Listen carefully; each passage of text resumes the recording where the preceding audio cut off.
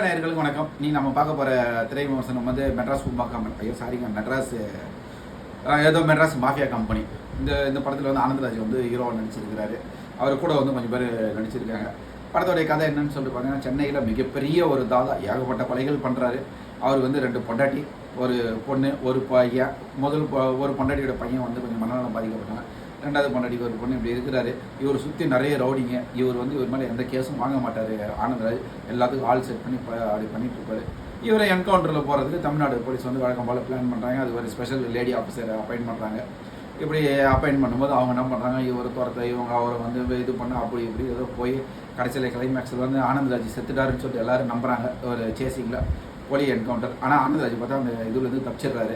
தப்பிச்சுட்டு வீட்டுக்கு வந்து அவர் டெத்துக்கு அவர் தாடியெல்லாம் வச்சுட்டு வராது. மாறு வேஷத்தில் வராது.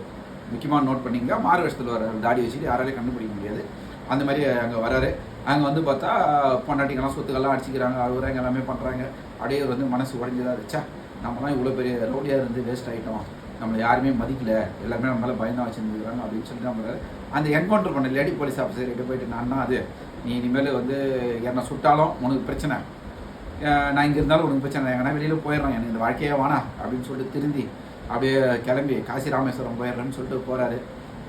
இதுதான் இந்த படத்துடைய மெட்ராஸ் மாஃபியா கம்பெனி படத்துடைய கதை எது கேட்டாங்கன்னு தெரியல, யார் நடிச்சிருக்காங்கன்னு தெரியல, ஏன் நடிச்சிருக்காங்கன்னு தெரியல, ஏதோ நடிச்சிருக்காங்க. ஆனந்தராஜ் வில்லன் காட்டுறாங்க. ஒரு சீனில் கூட பயம் வரலைங்க வில்லனாக பார்த்து.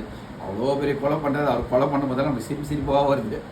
ஏன்னா ஆனந்தராஜ் கொஞ்ச நாள் நம்ம காமெடியாக பார்த்து அவர் மறுபடியும் சீரியஸ் வில்லனாக போட்டு சிரிப்பு வில்லனாக ஆக்கி பாவம் ஆனந்தராஜ் போது அப்படியே மெட்ராஸ் மாஃபியா கம்பெனி, மெட்ராஸ் உப்மா கம்பெனியோட மோசமாக போயிருக்குது.